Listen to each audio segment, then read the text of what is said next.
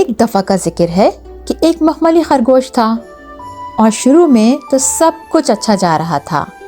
وہ موٹا تازہ تھا، نرم و ملائم تھا، جیسے کہ ایک خرگوش کو ہونا چاہیے۔ اس کی مخملی جلد پر براؤن اور سفید اسپاٹ تھے۔ اس کی مونچھیں اصلی دھاگے کی تھیں۔ اس کے کانوں میں گلابی ساٹن لگی ہوئی تھی۔ جس بچے کو مخملی خرگوش تحفے کے طور پہ ملا تھا، اس نے خرگوش کے ساتھ 2 گھنٹے تک تو خوب کھیلا، لیکن جب اس بچے کے دوست اس کی برتھ ڈے پارٹی میں شریک ہونے کے لیے آ گئے تو وہ نئے تحفوں کی ایکسائٹمنٹ میں مخملی خرگوش کو بھول گیا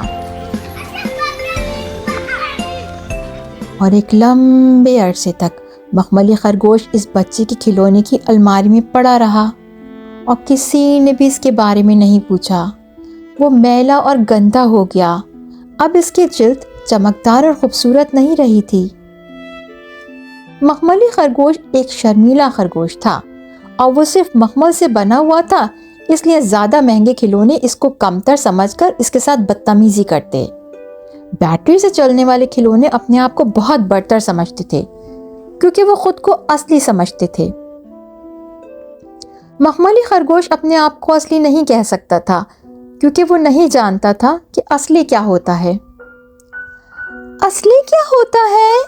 مخملی خرگوش نے ایک دن پوچھا جب وہ ہلنے والی لکڑی کے گھوڑے کے ساتھ کمرے کے فرش پر لیٹا ہوا تھا۔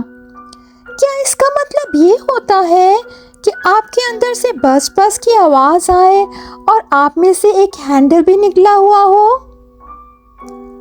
اصلی ہونے کا یہ مطلب نہیں کہ آپ کیسے بنے ہو، ہلنے والی لکڑی کے گھوڑے نے کہا۔ یہ جب ہوتا ہے جب کوئی بچہ آپ سے بہت لمبے وقت کے لیے پیار کرے اور آپ کا خیال رکھے، اور صرف اس لیے نہیں کہ اسے آپ کے ساتھ کھیلنا اچھا لگتا ہے بلکہ وہ آپ سے واقعی پیار کرتا ہو، تو آپ اصلی بن جاتے ہیں۔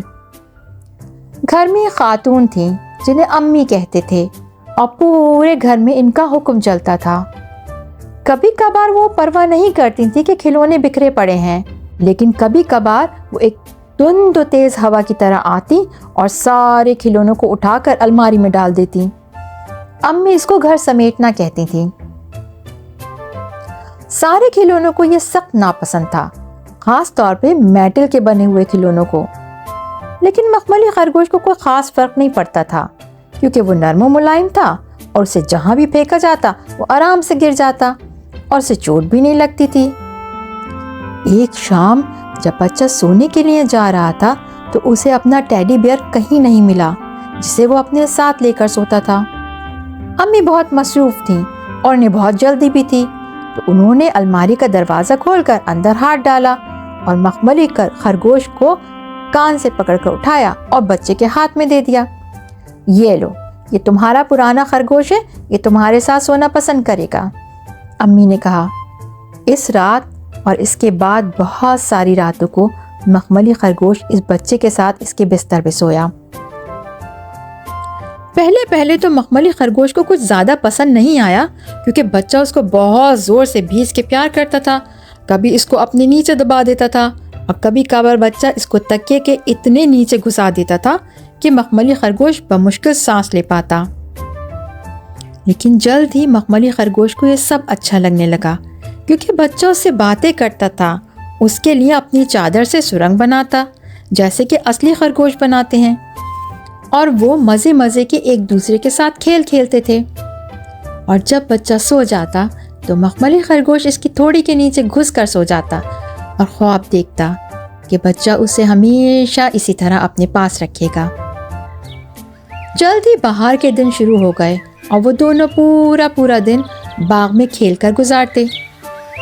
ایک دن بچے کو اس کی امی نے رات کے کھانے کے لیے اندر بلایا اور مخملی خرگوش اکیلے باہر رہ گیا، اندھیرا ہونے کے بعد بھی۔ بچہ بغیر مخملی خرگوش کے سونا نہیں چاہتا تھا، اس لیے امی کو باہر آ کر ٹارچ سے مخملی خرگوش کو ڈھونڈنا پڑا۔ تم اپنے اس پرانے خرگوش کے بغیر نہیں سو سکتے تھے؟ سمجھ میں نہیں آتا ایک کھلونے کے لیے اتنا شور مچایا، امی نے کہا۔ ایسا مت کہیں، بچے نے کہا، یہ کھلونا نہیں ہے، اصلی ہے۔ جب مخملی خرگوش نے سنا تو وہ خوشی سے پھولا نہ سمایا، کیونکہ اس کی سمجھ میں آ گیا تھا جو ہلنے والی لکڑی کے گھوڑے نے کہا تھا، اور وہ آخر کار سچ ہو گیا تھا۔ اس کے ساتھ جادو ہو گیا تھا، اور اب وہ صرف ایک کھلونا نہیں رہا تھا، وہ اصلی ہو گیا تھا۔